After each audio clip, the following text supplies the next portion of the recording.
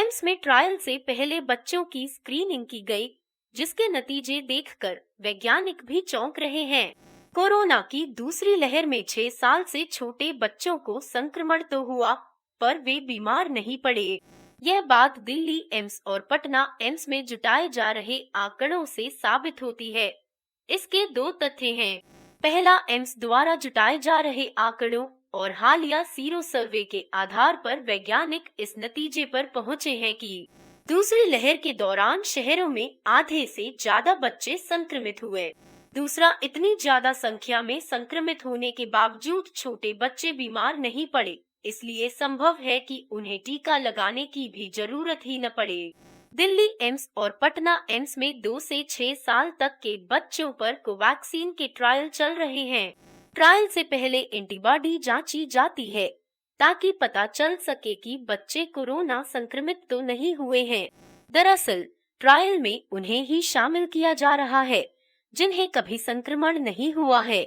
दिल्ली में ट्रायल के लिए अभी तक जितने भी बच्चे पहुंचे, उनमें से 55% में एंटीबॉडी पाई गई। एंटीबॉडी कोरोना संक्रमित होने के बाद बनती है। इसी तरह पटना में 60% से ज्यादा बच्चों में एंटीबॉडी पाई गई। खास बात यह है कि इन बच्चों में कभी कोरोना के लक्षण नहीं दिखे थे। इनके माता पिता से जब पिछली मेडिकल कंडीशन की जानकारी जुटाई तो सामने आया कि ये बच्चे बीमार ही नहीं हुए थे।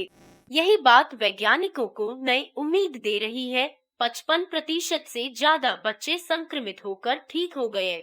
देश में कोरोना के मामलों पर नजर रखने वाले एक सरकारी पैनल के वैज्ञानिकों के मुताबिक अगर कोरोना से जुड़ी सावधानियां न बरती गई तो कोरोना की तीसरी लहर अक्टूबर-नवंबर के बीच अपने पीक यानी चरम पर पहुंच सकती है। उन्होंने कहा कि अगर इस दौरान कोई नया घातक कोरोना वेरिएंट सामने आता है तो तीसरी लहर तेजी से फैल सकती है। देश में कोरोना की दूसरी लहर की रफ्तार धीमी होने के बीच तीसरी लहर आने की आशंका भी जताई जा रही है। देश के कुछ वैज्ञानिकों ने अक्टूबर-नवंबर में भारत में कोरोना की तीसरी लहर के पीक पर पहुंचने की संभावना जताई है।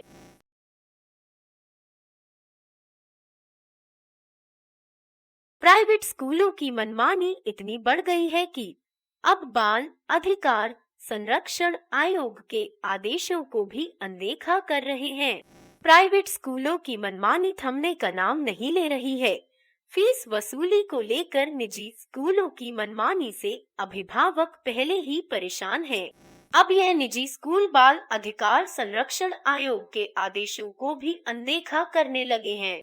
आयोग ने बीते फरवरी में स्कूल और शिक्षा विभाग को पत्र भेजकर आरटीई के तहत प्रवेश में छात्रों की संख्या की सूची मांगी थी, लेकिन 4 महीने से अधिक समय बीतने के बाद भी आयोग को इसका जवाब नहीं दिया गया है।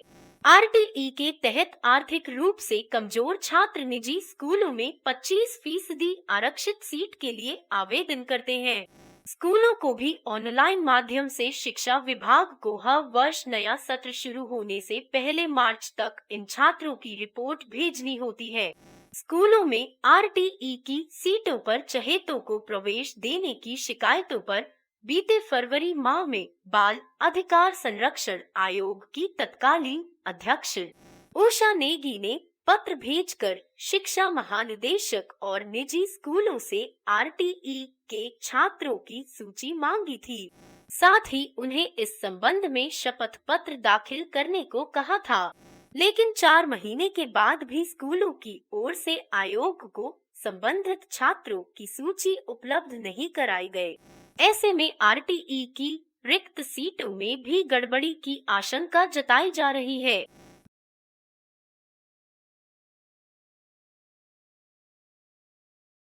उत्तराखंड राज्य बोर्ड ने शिक्षा विभाग एवं सभी प्रधानाचार्यों को पत्र जारी कर 7 जुलाई तक प्रयोगात्मक परीक्षा से वंचित छात्रों की परीक्षाएं करवाने के निर्देश दिए हैं। प्रदेश में बोर्ड परीक्षाओं का परिणाम तैयार करने की प्रक्रिया अभी तक शुरू नहीं हुई है। शिक्षा विभाग एवं राज्य बोर्ड पर दबाव बढ़ता जा रहा है। परिणाम तैयार करने में प्रयोगात्मक परीक्षाओं की अहम भूमिका है, लेकिन कई छात्र विभिन्न कारणों से यह परीक्षाएं नहीं दे सके थे। बोर्ड ने जुलाई के 7 जुलाई तक किसी भी हाल में यह परीक्षाएं संपन्न करवाने के निर्देश दे दिए हैं। 15 जुलाई तक बोर्ड ने रिजल्ट घोषित करने की बात कही थी। ऐसे में शिक्षा विभाग भी पूरी हरकत में है। शिक्षा निदेशालय ने जिलों को किसी भी हाल में पहले सप्ताह के अंत तक सभी छात्रों की प्रयोगात्मक परीक्षा करवाने के निर्देश दिए हैं। मुख्य शिक्षा अधिकारी देहरादून आशा रानी पैन्यूली ने प्रधानाचार्यों को पत्र जारी कर ऑनलाइन या ऑफलाइन किसी भी माध्यम से लिखित या मौखिक रूप से परीक्षा आयोजित कर छात्रों को अंक वितरण करने के निर्देश दिए हैं। कोई भी छात्र परीक्षा से वंचित न रह जाए, ताकि जल्द से जल्द छात्रों का परिणाम तैयार हो सके। कहते हैं भगवान जब देता है छप्पर फाड़कर देता है। ऐसी ही एक घटना केरल के एक ड्राइवर के साथ हो गई। खलीज टाइम्स के रिपोर्ट के अनुसार केरल के रहने वाले रंजीत सोमराजन ने लॉटरी का टिकट खरीदा था और 37 वर्षीय रंजीत सोमराजन ने 40 करोड़ की लॉटरी जीत ली। केरल के निवासी रंजीत सोमराजन ने कहा, मुझे पूरा भरोसा था कि मेरा अच्छे दिन जरूर आएंगे। मुझे पूरा भरोसा था कि ईश्वर की कृपा एक दिन मुझ पर होगी। रंजीत सोमराजन संयुक्त अरब अमीरात में ड्राइवर की नौकरी करते हैं।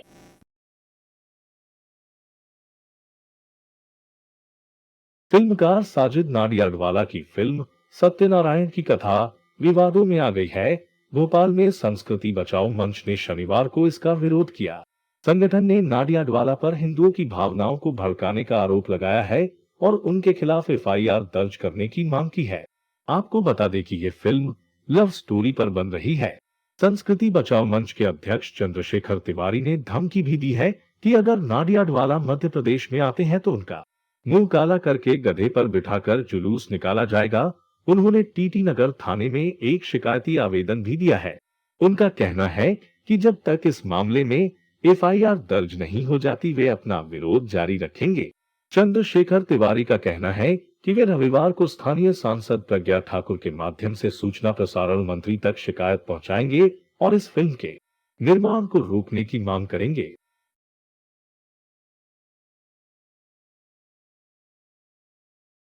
कोरोना काल में एक के बाद एक फर्जी वैक्सीन के कई मामले सामने आए हैं। आज पानीपत पुलिस ने रेमडेसिविर के नकली वैक्सीन बेचने वाले 5 लोगों को गिरफ्तार किया। ये पांचों शातिर 30 रुपए की दवाई पर रेमडेसिविर के स्टिकर चिपकाकर 5,000 रुपए में बेचते थे। अब तक 4,000 इंजेक्शन आरोपियों ने पानीपत में ही खपा दिए, जिससे इन शातिरों ने 5 करोड़ रुपए भी कमा लिए थे।